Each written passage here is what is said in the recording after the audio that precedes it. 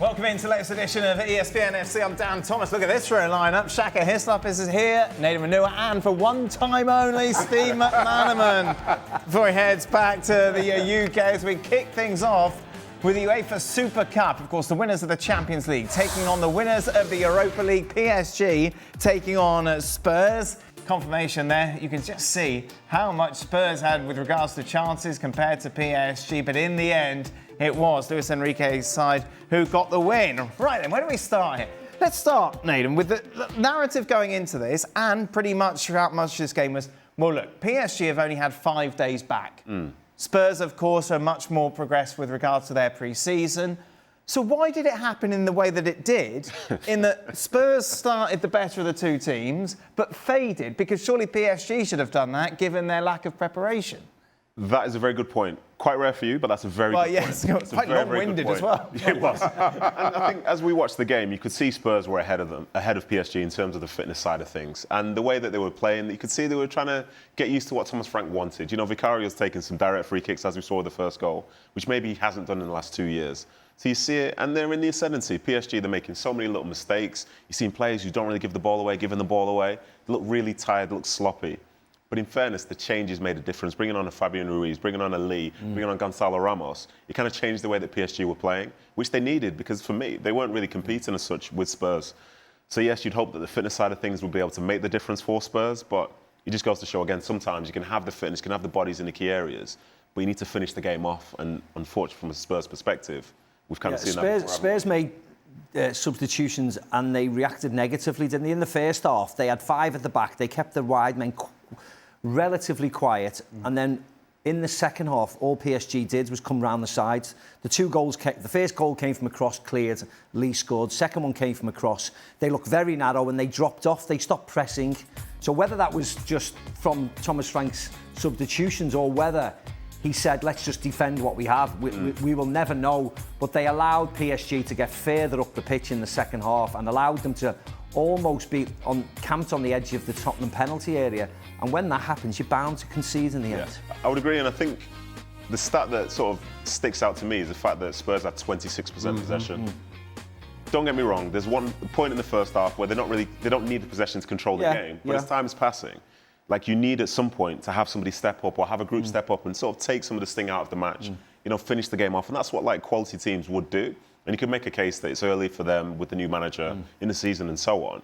But to win that type of game, at some point, you've got to stop encouraging PSG to start coming forward. Because at some point, like, they'll gain an opportunity, and that's what they did. Well, they did it for the first 45 minutes, didn't they? They were fine in the first 45 minutes, as you rightly said. PSG had the ball, had the majority of the ball, but didn't go anywhere. Tottenham just counter-attacked, sat in, defended well, countered, and waited for free kicks. Second half, it changed. They didn't go forward, they just dropped, and then they dropped again. And as the clock was getting nearer the 90 minutes, they dropped again. And that's when it spelt danger, really. They should have hung on, really, but, you know, it's just the way it is. For PSG, I suppose, a sign of a great side. Didn't play particularly well, got the job done, bit more silverware. Yeah, I mean, for PSG, kind of, especially given how the Club World Cup final went, you come into this one, and to your point, on the back of not an awful lot of training, up against Spurs, and second best, but grew into the game. And to the boys' point, Spurs had their part to play in that, and PSG being better, certainly, in the second half. For PSG, listen, you understand, you take the Club World Cup for what it is. You don't expect too many bumps in the road, certainly in Liga, in terms of defending that title. And then with the new format of the Champions League, they will continue to grow into that competition, as they did last year. So for PSG, it's fine. It's business as usual. For Spurs, I guess while you are talking about Europa League winners, you still want to see who Spurs are under Thomas Frank, and kind of giving up a lead in this manner, dare I say, a usual manner for Spurs, just feels, it feels a whole lot worse than maybe a pre-season friendly should. Did we get any indications as to what changes you'll see Frank made compared to the Postecoglou style, long throws? It wasn't necessarily the long throws, because there were quite a few of them. And we could put that under the umbrella of just being quite direct, you know, being aggressive, let's say that. Because in terms of the first half as well, when they were out of possession, there was lots of man-to-man marking. They were going to press as high as they could, trying to disrupt the opposition. That's all great. But then as the game was developing, you thought, which chances are they going to create in general play here? there wasn't too much, and there was an emphasis on those set pieces. Like Danso probably didn't know he had a long throw until this season, but now he's got a great long throw. You know, you've got players in the box who are winning some of those flick-ons, creating opportunities, and that's great. Like that's where the goal came from, the first goal. But in terms of general play, I didn't see that much today, but it's probably not worth overreacting to because the season hasn't fully hit its sort of and also speed they're playing really good opposition today, so you wonder whether he's changed it particularly just for this game today. Let's change it round to try and win like Chelsea did in the Club World Cup. Try and upset them, win the game, and then go back. Because I can't see them starting the Premier League playing that deep five at the back and pressing, you know, against every single opposition. No chance. When we kick off Champions League, will PSG be favourites? Yes. You think so? Yeah, well, of course, yeah. Why wouldn't they be? Well, because they lost the Club World Cup against Chelsea. Do you not remember that? Chelsea favourites. Chelsea favourites. That's it. Chelsea favourites. How dare you? Don't join in this ESPN FC narrative against Chelsea. Against Chelsea or the Club World Cup? What? Against both? They won the Champions League. They were the best team in Europe by a country mile, and they've won. You know, the fact that there was a made-up tournament in the summer that shouldn't knock the fact that Paris Saint-Germain will start off favourites. I think they are favourites. They haven't done a lot in the transfer market, have they? But I still think that they will be favourites going into the competition. Do you agree, Nathan? Yeah, I would say so. I would agree with that. And we have seen them play really good football in 2025. And there's no reason to believe that that will stop in the next weeks and months and so on. And, you know, who knows, maybe there'll be a boost with Dembele potentially lifting a Ballon d'Or as well. And for Enrique, he's starting to build the next stage of this in terms of discussions about the goalkeeper as well. So, yeah, I think they're right to be favourites. In case you missed it during our highlights, it, of course, was quite some suits that Spurs were sporting today. And what did it make us think of, Macca? We go back to the FA Cup final how many years ago? Is that what we're going back to? Why else will we? Was it 95? It's 30 years. 96. Yeah. Look at that. Oh, boy. You Fowler, Redknapp there. And what have they in common? Oh, both teams lost. Do you still have yours? Oh, give it a rest. What? Give it a rest. Of course I don't have it. Well, I think Has anybody got a suit from 30 odd years ago? Hey, that one you would, wouldn't you? No, why would I have lost? I bet Stevie has. Stevie's not paying for another suit, is he? Let's be honest. I doubt I had that suit a week after that game, let alone 30 years after Have you still got your FA Cup final suit? No, Dan. Oh, goodness. Just a reminder, the Gavin and Jules podcast is back for the start. That's still going. It is still going, despite your letters. La Liga, of course, back this weekend. We're answering some big questions over on our website. Just a reminder, ESPN FC is presented by Xfinity. The Wi-Fi is booming. Macca apparently used to play for Real Madrid. Is that right? So let's start with them, shall we? Kylian Mbappe, given the number 10 shirt. Yes. What are you expecting from him this season that we didn't see last season? I expect his work rate to be better. I expect his work rate and his communication with his teammates to be a lot better. Because personally, his numbers were excellent, weren't they? He scored 2 yesterday in a friendly match. So I don't doubt that if he stays fit, he'll score another 40 goals. But what he did, he took a lot away from Vinicius Junior, didn't he? And he took a lot away from Rodrigo. So I expect that fluidity to be better. Real Madrid to be a lot better than they were last year. Squad's a lot bigger. Everybody who was injured, Dani Carvajal, Militao scored yesterday, Rodrigo scored yesterday. You know, Alaba played a part. So everybody who was injured is back. So this squad is big and it looks really strong and experienced. So I expect them to be a whole lot better than they were last year. It's weird, Nathan, isn't it? Because if we were sat here last year and going, look, Kylian Mbappe's got to score 40 goals, yet we're going to be discussing whether or not he was a good addition to the squad. It's crazy. Yeah. And I was going to ask you as well, Steve, in regards to, say, the new manager coming in, do you think he's going to be asking him to work harder or demanding that he does? I think demanding, Nadim, and I think what Xabi needs and I think what Xabi will get and I think has already received is the power from the president, because in past times or previous managers, if they've had a problem with a player and they've dropped a certain player, that player will go above the manager's head and speak to the president direct, where I think the president and the CEO have already said to Xabi, listen, you're the boss, you can control the players, you can tell them yes, no, you're on the bench, and everybody has to abide by your decisions. And I think that's the most important thing. Xabi's come out in the press on a number of occasions and said If you don't work hard enough, you're out of the side. Okay. And that is a big warning because we know, because we've seen the stats, that Kylian and Vinny Jr. and Rodrigo, when he played, did not put the work rate in. And that should be the absolute minimum when you play in a football side. Not just for Real Madrid, in a football, you know, and everybody knows, in a football side, you have to put in the work. But you have to do the work rate. That has to be the minimum, running round and trying. The rest comes on top of that. Do you know the danger with that? And you've probably seen this throughout your career as well, and you, Shaq, and maybe not you, Dan. But when a manager says something that's very, very straight to the point, like if you do work hard, you will not play.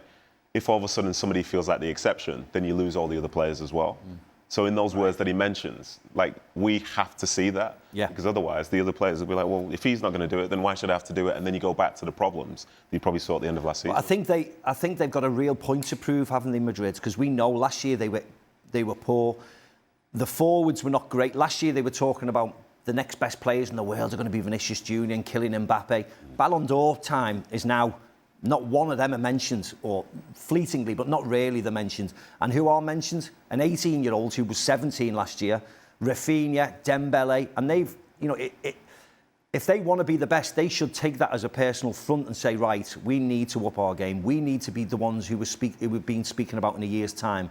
And Lamine Yamal's had things to say about Kylian, celebrations, the way he's acted, etc., etc. So I think La Liga could be really tasty this year. Obviously, we talked a lot last season about how they were missing Toni Kroos in midfield. They haven't brought in anybody else really to kind of solidify that position during the summer. How much of a concern is that? They brought in three defenders. They brought in Mastutuono, who's been announced today. We'll wait and see. They've got, I mean, the amount of midfielders they've got, Dan, is incredible. Someone should be able to sit in that role and play, whether it's a Tchouaméni who has to stand up, a Camavinga who has to stand up, whether Trent will go inside because Dani Carvajal will play. They've certainly got enough options. Arda Güler will play a more advanced role this year, but whether he'll take over the sort of the Luka Modric role rather than the Toni Kroos. But I think in layman's terms, no one can take over Toni Kroos' role. He was too good at what he did. Likewise with Luka Modric, someone has to make that position their own and start again. You know, Pedri's excellent, and he's the best player, he's the best midfielder in Spain at this moment in time, but someone else has to stand up against him, whether that's Bellingham, whether that's Arda Güler, whether it's Fede Valverde who plays central. We will wait and see. Is there any world in which Xavi is not in charge at Christmas? No. You don't think so? Why? Why would you say that? Because I'm concerned from what we've seen already in pre-season and what we saw last season, and that he's taking over a very fractured squad. And I think expectation around Real Madrid is something that you know well. It's so high. Yeah, and with Barcelona doing what they did last season, if you don't hit the ground running and there's already questions, you know how quickly that criticism can snowball. But I think Madrid will hit the ground running. Do you think so? They've got Osasuna in the first game. Right. And they've got an away game in the Mallorca. I can't see there being a position where they're going to struggle. But why are they all of a sudden going to click where they didn't last season? Because they've got more bodies back in. They've got better defenders back in. They've got no injury worries. Well, Bellingham's out obviously till October. Yeah, he's out till October. But they've got too many good players for them to struggle in this particular league. Right. You know, so I don't think there'll be an issue at all. They may struggle when they start playing the better teams in the latter part of the Champions League. We'll wait and see, but that's 7 or 8 months away. I can't see them struggling in the first couple of months. No chance at all. Not in La Liga, I wouldn't think, or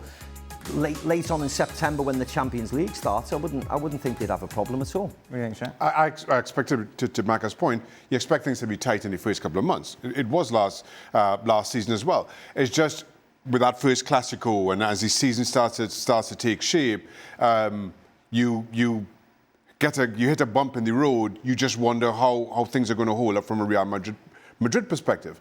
And now to that point, you've got a new manager coming in Xabi Alonso, and as much as he's demanding of Kylian Mbappe and others, you just wonder how they're going to respond to the previous point. Because Xabi Alonso demanding Kylian Mbappe defend is not unlike what Carlo Ancelotti asked of him. It's not unlike what Luis Enrique asked of him. It's not unlike what Didier Deschamps asked of him. And none of those three very good managers were able to get him to do that. You also have the issue of Vinicius Jr., who doesn't defend either, who didn't defend with Carlo Ancelotti, even when he was favourite to win the Ballon d'Or. I know he didn't. So the question is, why does Xabi Alonso come in? All of a sudden, those two players do things that we have not seen them do in the entirety of their careers. Now, And that's where the fracture comes, not through the midfield. Yes, Toni Kroos was a miss. Yes, they have defensive replacements this season. But unless you can get a defensive shift out of those two, I just fear you're going to have the same problems. And I personally don't see it changing. Why's Alonso got the magic wand then? The other great man. I just think they've got better players, and I think most of the time last year, as much as we're focusing on this moment in time about Kylian Mbappe and Vinny Jr., the problems last year were in defence. If you watch the games, if you watch the early rounds of the Champions League games, it was at right back where Lucas Vazquez had to fill in, and eventually Fede Valverde went back there because they had so many problems. It was when Raul Asensio came back in and had to partner Rudiger, or Rudiger was injured and Tchouameni went back in. Ferland Mendy at left back, and then Fran Garcia at left back. They weren't good enough. They've addressed all of those issues in the summer. Dean Howson's come in, Trent's come in, Carreras has come in. So actually they've focused on that area principally, and they've sort of re-recruited Dani Carvajal, Eder Militao, David Alaba. So as far as I'm concerned, that area where they had huge problems with last year, they've effectively fixed. We'll wait and see if they have fixed it, but they brought in real quality to those areas where they struggled last year. They'll score loads of goals. Whether Kylian and Vinny and Rodrigo work together going forward is another question. They'll still score plenty of goals, but when I watched them in the Champions League lose to Milan, struggle at Dortmund, even though it was the right-back area side of the pitch, that's where they struggled. And it wasn't fair on Lucas Vazquez. They've addressed that this year, and they've strengthened considerably at the back, and I think that'll be the cornerstone, the platform for them to move forward and do well in La Liga. And they've done that obviously with Trent, who's made the same move that you did, Liverpool to Real Madrid. If you could offer him any advice on and off the pitch, what would it be? Well, like anybody would, learn the language, integrate with your friends, integrate with your teammates, adapt to the lifestyle, work hard. I mean, he's a Buddha bar. Excuse me? Buddha bar. What's the Buddha bar? Buddha bar? Apparently some sort of nightclub. Easy for you to say. Yeah, just the simple things. I mean, it's not rocket science, is it? And do well on the pitch. Everybody appreciates it. As much as people criticised him, he had a really good Club World Cup. He may have struggled in the first game after joining Real Madrid a week before, but so would everybody. But since then, he's been excellent. I've got no problems at all. He'll be a success. And when we were thinking about who is going to be the pin-up for La Liga, when we were having a conversation just a couple of years, you think Vinicius Jr. or Kylian Mbappe is coming, but in fact it's a teenager that the whole world is watching now, as of course they started to do last season. What's different for Lamine Yamal this time round, going into the start of another campaign for Barcelona with all these eyes on? Yeah, I mean, I presume it's just the pressure.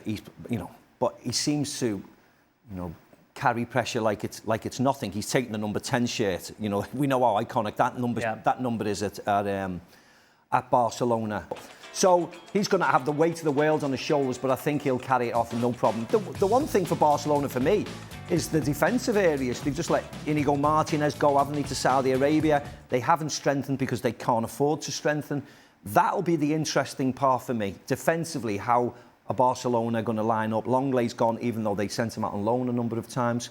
That'll be interesting because they're going to have to play a lot of inexperienced youngsters again back in there.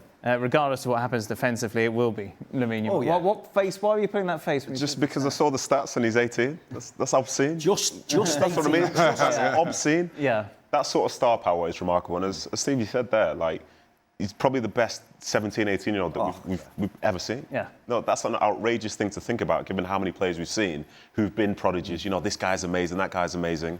But to give him credit, you can see him evolving over time as well.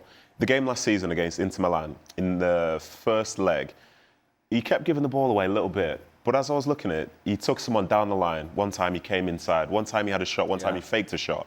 So he set up everything to where for the next 60 minutes, the fullback didn't know which one he was going to do. Yeah. That is high-level play alongside the technique itself.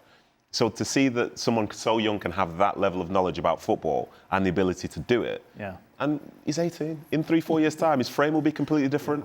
Those, 105 games, those were his first 105 games in his career. This kid is outstanding and he will only get better. Mark, obviously you as a teenager, you were travelling with the Liverpool first team. We can't quite talk about what happened there with regards to what questions they were talking to you about. That is for another show. But just put into context what this is like for such a youngster to be flourishing at such a young age in this spotlight. Well, in the spotlight and for the team and for his national team, at 16 he scored in the semi-final. At 17 he he lifted the trophy for Spain. Then the following year, the pressure's on, and then he did what he did last year for Barcelona, winning the treble and, you know, performing like he did. I mean, he's got huge expectations. He is Barcelona's future. We thought it was Pedri, we thought it was Gavi. Yeah. It's not. There's someone in the background who's even better than all of them, and actually has got better stats than Lionel Messi, who's one of the greatest players we've ever seen on a football pitch. But he seems to carry it off. You just want him to, you know, have the right people around him, you know, to you know, teach him the right things as a footballer, because no matter what he says, no matter what you say, even at his age, he is a role model for kids nowadays. So that's an added burden which he probably shouldn't have as an 18-year-old. Sure. He should be allowed to go out and enjoy himself like we've all done at 18. But the eyes of the world are on him, and that's, you know, it's great, and it's also a little bit sad as well, because he will be scrutinised to the nth degree now. And I hope he just continues to flourish, I really do, because as much as whether you like or loathe Barcelona, you want to see superstars, yes, don't you? absolutely. And this kid is definitely a superstar. That is absolutely right, and that we see so many players obviously almost contained by tactics. To see someone who just plays with such freedom, Shaq, it's just great. Well, it's great for us because of the dross that we normally have to watch. No, it is, and to Macca's point about the pressure, well, media pressure and fan speculation around Lamine Yamal, he just seems to thrive on it. He acts like a teenager on the field, saying in terms of his celebrations. He's just enjoying this game for what it is. I think one of the amazing things is, as you see Lamine Yamal progress, is the difference between who he was as a player 2 seasons ago to last season. And maybe it was spurred on by Spain's Euro win and his role in that. But I thought you saw him really grow into the talent that he has. Whereas I felt 2 seasons ago he was learning the game and he had some odd exchanges. I remember a couple in particular with Lewandowski. But last season, not only did he fill those shoes, I think everybody recognised that Lamine Yamal filled those shoes so wonderfully well, and he was the star of this Barcelona team. And he's just, I think he's absolutely thrived in it, better than, not only have his performance has been the best of a teenager, but somebody, teenage years, kind of understanding and enjoying the game in a way that we all can enjoy. And on a point, I don't want to be negative, but you want Barcelona to look after him. They've had Pedri, who's had a really bad injury in the past because of overuse. They had Gavi, exactly the same, overuse. Poor Ansu Fati, who was the number 10, the next big thing. Injury after injury after injury, and now he's gone out on loan. He's been out on loan all over the place. Please protect him. Play him, of course. You have to play him. He's precocious. You need to play him. But probably the best thing for Lamine Yamal is that Barcelona were not involved in the Club World Cup this year. You know, he's had 6 weeks rest. He's done what he needed to do, and he can come back refreshed. But we need to see him as much as possible. No, of course we want him to be entertained as much as possible. And now we get to Atleti. Have you got an interview from me? Have you got an interview with me from last year, just saying exactly the same thing? They've done a lot, but again, it's difficult to get excited, isn't it? This is where you talk back. I mean, Atletico Madrid, every single season, seem to do what Atletico Madrid do, get rid of lots of players. The turnover is incredible, isn't it? But you're right, whenever you see them play, you always think, you know, these have got a chance if he lets them, you know, play a little bit free. You know, they look as if individual players, they're excellent on the ball and they can do tricks, and then they're suddenly locked down by Diego's tactics, and you never seem to get the best of them, and it's always a little bit of a damp squib. They do really well and then fall away. And then, unfortunately, when I look at the squad, even though the business they've done, I still think exactly the same. I don't think they can trouble the front two. I don't. I feel we've kind of learned our lesson with Diego Simeone and Atletico Madrid, because there are times and seasons where Atleti have started playing good football and then lose a game and it's just revert to type, revert to Diego Simeone's type. So, you know, you get kind of excited in the first 4-6 weeks, and then all of a sudden, you lose one game away to Sevilla or something, and it's right back to let's just defend. And that for me is a big disappointment, because to Macca's point, Atleti so often have incredible footballers in their ranks. But this team just, regardless of how much money they spend, regardless of who comes and goes, this team is just built as Diego Simeone. No surprise then, Atletico Madrid third in the bookies' odds to go on and win La Liga title. A surprise, certainly. from what we've discussed over the last couple of weeks is that Real Madrid are the favourites over the defending champions, Barcelona. Let's take a look at Steve McManaman's predictions then, shall we, for this? Oh, boy. Little macker on the bus. Who did that? Oh, wow. Oviedo getting relegated, you hate Sid. But I suppose the big story is you've got Real Madrid winning, Macca. Yes. Only because of the reasons I said before. You know, Real Madrid have strengthened really well. They brought in 4. I don't know if they have. You keep saying this. Well, why not? Why have they not? Have they not? You keep saying defensively they've from last done year. well. From But last. Then you think back to those Clásicos. Real Madrid got played off the park in the centre of midfield. He's not listening to me. No. Every 4 of those. Have they games. improved at right back? Have they improved at centre yeah, they defence? brought in Have they Trent. improved? I Have they don't- improved at left back? Yes. Have they improved at right back? Yes. Have they improved at centre halves? Have they strengthened all those positions? You talked about players coming back in as well. And You ignored that and the point. players. All right, come back doesn't in. need your help. I don't know. My concern is what's going on in the middle and up top. And I think the issue is that in midfield you need something else. Okay, and I'm telling you the reasons. You've just asked me a question why I chose Real Madrid. Yes, I know, but you And said I'm- they've strengthened really well, but I don't quite see how they have, with the Well, how exception. many times did you watch Real Madrid last year? I've watched them 1,000 times, Oh, and I Mac, think I was here every week and I watching think, them. Well, I think they've strengthened.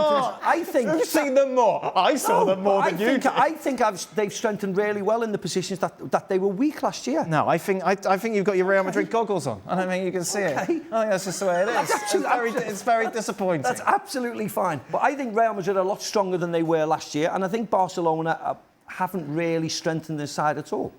They brought in Marcus Rashford and the goalkeeper, and that's all. And they've let players go. So I don't think they've improved where I think Real Madrid have improved. And you know what? If Barcelona beat them twice in the league, Yep. I still think Real Madrid will win the league. Really? So, yes. But I don't think that'll necessarily happen. I think you just said it would. Yes, but we'll wait and see next year, okay? Shaka, what are your predictions? I went Barca top, Real Madrid second. I'll let you think, no real surprise. The rest are, I don't know. That's exactly what I did. That's copy That's paste, what I did, Shaq. Kylian and Lamine. Kylian and Mbappe will again score goals, and I think Barcelona and Lamine Yamal will be the best things in the league this year. I kind of similar in that regard. Oh, there you are. Take that. I've been told to ask you who will be the biggest revelation this season in Biggest Spain. revelation in Spain? Yep. There you Wow, are. that's a question, isn't it? Who'll be the biggest revelation? I have no idea. There we go. I asked it. There we are. Lamine Yamal. Look out for that teenager, Lamine Yamal. He might be around. What are we going to say? What's the biggest I revelation? don't know, Mac. I'm just doing what I'm told. Yeah, it's going to be one of the top players, isn't it? They're going to like. Well, that's not a revelation, then, is it? You've got to have a Exactly. top player as a revelation. Correct. Santi Cazorla playing for Oviedo. How about that? 40 years of age. He's going back. to be a revelation. Mac, you going to Mallorca? You and Darky on Yes, the call I'm for gonna that go to game? Mallorca, yeah, and Barca against Mallorca, of course. Our big feature match on Saturday as La Liga kicks off once again on ESPN+. 380 matches live for you throughout the season. A reminder, Real Madrid against Osasuna is on the Tuesday. Liverpool continue to bring in new faces over the summer. Confirmation that Lyon has moved. That's what they're suggesting. The 18-year-old has gone from Italy to England and the centre-back for about 35 million euros. Isak won't play for Newcastle against Villa. Of course, that still goes on. Mark Guy, meanwhile, linked for that move from Crystal Palace to Liverpool, and you take a look at 30 million. It's an absolute bargain if they can get it over the line for the England international. Do they need all those players? Yes. The simple answer. Who's the priority? Yes. The centre-back is the priority. Right, so Alexander Isak is not the priority. Right. I think anybody who witnessed Liverpool at the weekend and have followed them, Joe Gomez is injured again, and his injury record is not great, unfortunately. He's had terribly bad luck. They sold Jarell Kwanzaa to Bayer Leverkusen, so they, Endo and Gravenberch can play there for the odd game, but they can't play 30, 40 games in case Konate or Virgil van Dijk get injured, so they needed reinforcements. And it looks like they've certainly brought in a youngster, but I think Guehi is the priority if they are linked with him. I don't think an 18-year-old is, as much as he's got people have spoken about him really, really well, and he's got a great future ahead of him. It's difficult to put him straight into a Premier League side, isn't it, champion? So I think a more experienced centre-back is what they needed.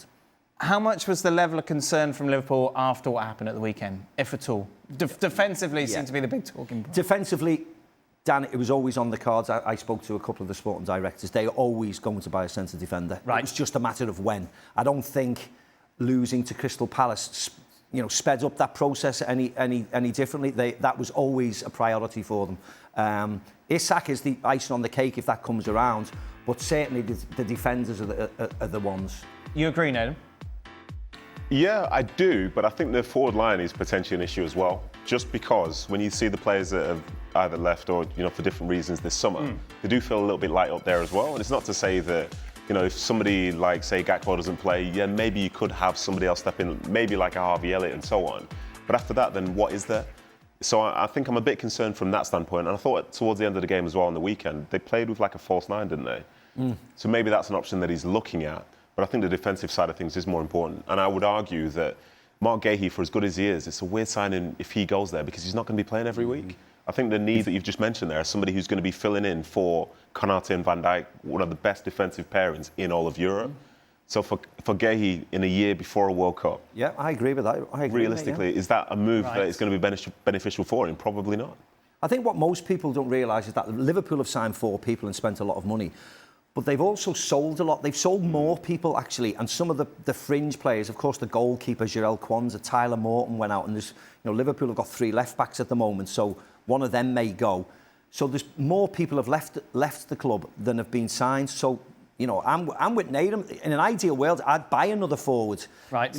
Diaz has gone, Nunez has gone. Of course, the tragic Diego Jota incident situation, that was awful. So they've lost 3 forwards and they've only brought in Vert and Ekitike. So if they want to bring in another forward, I'd gladly want them to bring in a forward. But I just think the centre defensive area is more important at this moment in time. But I still think they will invest because they brought in a lot of money on the other side. Yes. And their net spend is about £100 million, which is not a lot when you do the maths from last year and this year. So I think they've still got plenty of money left.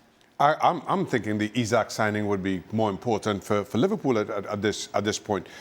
Let's be honest, if there's a choice between Isak and Gahey, Isak gets into the starting 11, no question. And I think Ekitike accepts a role of coming off the bench and playing in cup games a lot easier than maybe Gahey would. And then I'm with Nathan on this. Gahey gets signed, I don't think he gets into the starting 11 straight away, So while it's great to have that cover, and you're asking a lot of Van Dijk, who's into his 30s now, Konate to be playing, 50 or 60 games a season.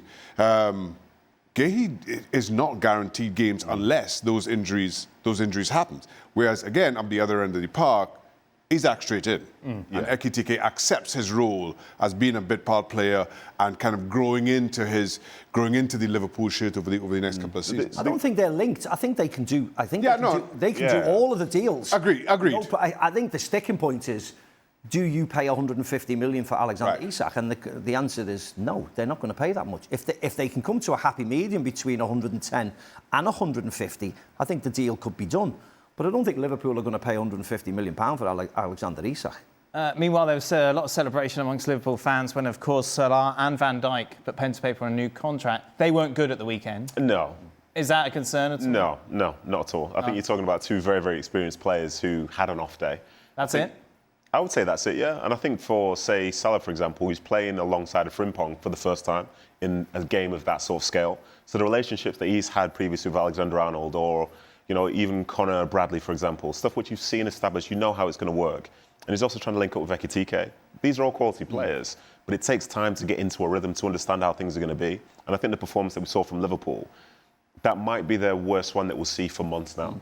They've got the capability to get better and better. A manager's going to see what needs to be done. And I think Salah and Van Dijk themselves don't know how to manage their individual performances, but then also go forward and help the collective. So I'm not concerned. And to add to it, a big point from the weekend, which I don't think gets spoken about enough, Gravenberch wasn't playing.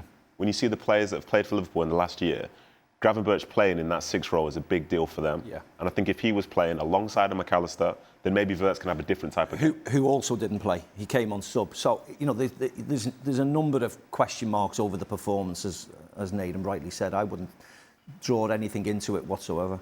Should we get that picture of young Macca back as well to take a look at that was good. your Premier League picks? Macca, I imagine Liverpool are number one for you? Well, yeah, of course. That's it. Let's all go home. That's all done. Well, I mean, they won the league at a canter last year. Yes. They've invested well. They're going to invest again.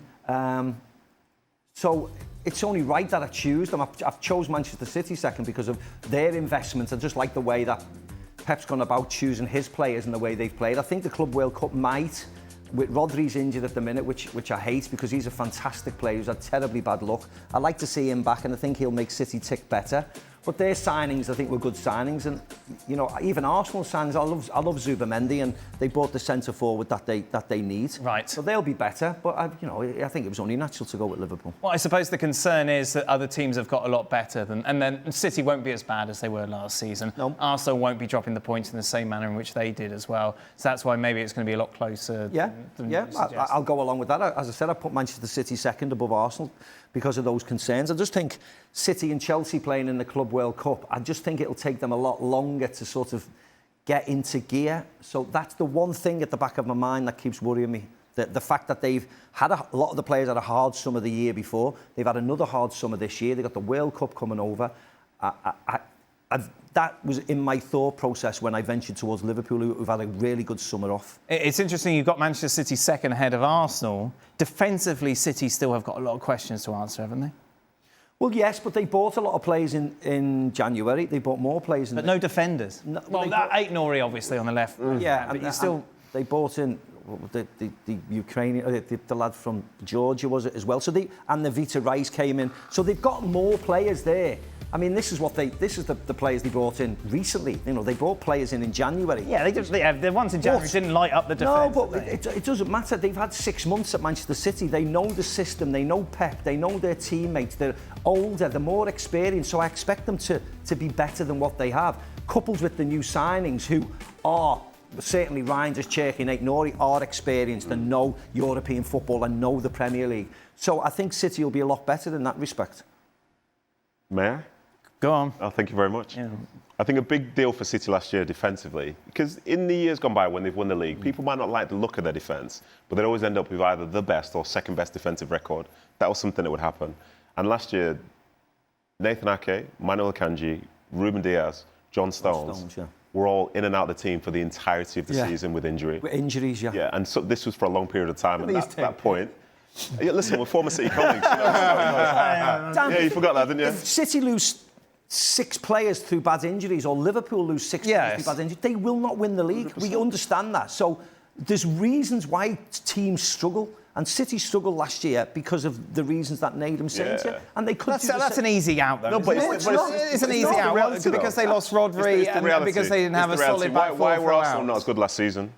Well, obviously, they missed players as well. No way. The problem with Arsenal is they didn't have a striker. They've addressed that. Was that what it was? That was a big reason. And City have addressed their problems. Players are fitting well. Right. They bought more players in January. But then we kind of throw in, well, the only reason Liverpool won the league is because they didn't have any big injuries to their big players. That is part. And then this is kind of part of a cycle. I think injuries is too much of an easy out. No, it's not. Looking at this City size. What I would say, it depends. Firstly, for me, and this is general for like any team, it depends on the number of injuries and the injuries themselves. Because, for example, with Arsenal, Saka being missing is a huge deal because previously Saka had played basically every game for Arsenal through the years where we saw and we thought maybe he could win a Premier League title. All of a sudden he goes and now they have to play differently. You're looking at, say, the point at the end of the season where they didn't even have a striker. You're having midfielders going to play up front and so on. And from a City perspective, defensively, there was a point where they were playing with a guy called Jemai Simpson-Poussey. Do you know him? You don't know him. Well, it's just signed for Celtic anyway, but the year before, he was in the Youth Cup team for City, yeah? So he's in that team where normally he never would have been. Oh, poor City. Nobody's trying to say poor City. I don't understand why that's relevant. Did he play the whole season? Did they need him all season? He played that stretch, that middle third of the season when they were the worst that we've seen in years. That's when he was playing in that key point. I still think a fully fit City last season would have had similar problems that they had. I disagree. Because what are you basing that off? I'm basing off the fact that when they had everyone back, they still couldn't do it. when was this? When was this at the end of the season? Right, okay, so you're going to point to Rodri. No, I'm not talking about Rodri. I'm not talking about Rodri. When's this then? When are you talking about? So you look at that run they had towards the end of the season, yes? Yeah. When they had a lot of players back. Yeah. They did very well. Yeah. And a lot of City players and a lot of City fans point to this. Yeah. There's still a City's team that lost the FA Cup final. The FA Cup final, that's where you're going to go down to. That's the specific Well, am I not you're allowed talking to do that? You want chance to say, well, I'm not allowed to mention the FA Cup final. You mentioned the whole period of time and then you mentioned one specific game. Right. So that whole period of time doesn't matter. So that's not allowed. The point I'm trying to make in regards to that is in the last 19 games of the season, yes, Man City got more points than anyone else in the league. Right. Some of that's down to Liverpool having already won the league towards the end. Yeah, a very mediocre league. But that's Dan Thomas of ESPN, by the way. No, I don't think there's any. But the point I'm trying to make was the fact that they got better when they had their players back. Right. And even though it went under the radar and it was unglamorous for some people, that was more of the City that we're used to seeing. So going into this next season with players striving to be fitter, to be available for longer, the manager, for once, as is the case with other managers, they pick the team that they believe is the best team, not the team that they have to pick based on who's available. Does that make sense? Yeah, okay, cool. And also, you can't take, with all respect, you can't take one random game. Go and watch. That's what we tried to do. Go, listen. Oh my God. So all of a sudden, Manchester City, who'd won 4 titles in a row, absolutely fall off a cliff. And yet we're all supposed to applaud the fact they had a good run in the second half of the season because they got all their players back. I've only said that because of what you've been saying. No questions. I've picked Liverpool to win, and you're trying to pick holes in Liverpool, and you're trying to pick holes in City. Hey, here comes the Arsenal segment now. Here we go. Go on, Dan. Talk about Arsenal. Oh, sorry, we're not in the UK now. Oh, no, thank you so much for your opinions. We love you so much. Shaka. Oh, please come back. Shaka, don't say a word. Shaka, you ask the questions. I'm staying out of this entirely. Oh boy! What a who do you think's going to win the league? Nobody. I think Arsenal going to win. Oh, you do think do you now? Oh, brilliant! I do. I think Why do you think Arsenal are going to win? They got their striker. And what, Jokic is going to do what? Score 50 goals? He's scored a lot of goals, hasn't he? A lot of goals for Arsenal. City still can't defend. Yeah. Your boys do faces problems. Arsenal set pieces. Arsenal haven't bought 5 players to help their team, have they? No, they haven't bought anybody. No. Shaka. Yeah? Who's your predictions? I've got Liverpool to win the league. How dare you have Liverpool? Arsenal second, City third. Sixth, yeah? Yeah. Sunderland going down, yeah? I'm contracted to have Sunderland going down. This is part and parcel. But yeah, I think it comes down, and Chelsea fourth. Again, it comes to that front, that top 3. I just feel, again, Liverpool showed themselves as the best team in the league. They've had the best transfer window as well this summer, so I make them favourites yet again going into this one. Arsenal, I think adding the striker and Gyökeres is exactly what they needed, but for them to finish second, Gyökeres has got to get 25, 30 goals. You've got to get a similar return from Saliba, from their defence, from their set pieces, from Gabriel. Everything that went well last season has to be maintained, and you add Gyökeres getting 25 or 30, I think that's the only way Arsenal keep it tight with those top 3. And I don't think there'll be an awful lot between the top. Staying healthy as well, Dan. No injuries and stuff. That's the key part. Yeah. What's that? Injuries, Injuries? Hey, none of you have got Manchester United in the top 6. Would you like to address that? No. Why not? Because they finished so far down the league. 15th. Yes, they brought in Cunha and Mbeumo and Sesko, but they've let a lot of... I suppose people would argue, well, Tottenham finished lower and you've got them finishing 6th. Yeah, I just think the manager will turn their team around. I like some of the signings. Unfortunately, James Maddison's been injured. I don't like that at all before the season's kicked off. I just think Manchester United need to bring in a few more players. For me, at this moment in time, if they brought in a centre midfield and a centre defender, I might put them higher. But I just don't think Mbeumo, Sesko and and Cunha, they don't excite me enough, to be very honest. The nice signings for Man United fans, I get that, but I'm not particularly that bothered about them. I like João Pedro, for instance, for Chelsea, more than Cunha, really. Welcome into the latest edition of Extra Time. Shaka's here, Nadim and Maka. Maka's complaining. That's a surprise. Am I complaining? Complaining about my questions, my very lovely questions. You're so contrary, aren't you? You ask one question, you get an answer, then you go against that answer and then say exactly the same question. Doesn't sound like something I would do at all. Maka, do you think that Madrid midfield can find harmony when Jude comes back? I feel Jude may upset the balance they currently have. Who's that from? That is from something developer. Oh, yeah. Yes, I think they'll be absolutely fine. Why do you want to know who it's from? Because it's important to say who it is. Why? I never say who it is. Detail developer. I think they'll be fine with it when he comes back. I think now Luka Modric has gone. Jude Bellingham will be almost the boss of the midfield, and I think him and Fede Valverde and Camavinga and Tchouaméni and Arda Güler, with all respect to Brahim Diaz and Dani Ceballos, they're certainly on the peripheral, aren't they? So I think Jude will be fine when he comes back. Do footballers talk about their wages with their teammates, Nathan? Example, if a new contract gets offered to someone in the team, is it a code of conduct for the wage to be a secret? No. Most people I know don't really talk about their wages or anything like that, especially not in regards to, say, a contract negotiation. But it's not because there's loads of ego in it, it's just out of respect. And I think most of the time when people do talk about it, it's usually someone trying to put someone down, and it will tend to be someone of the opposition.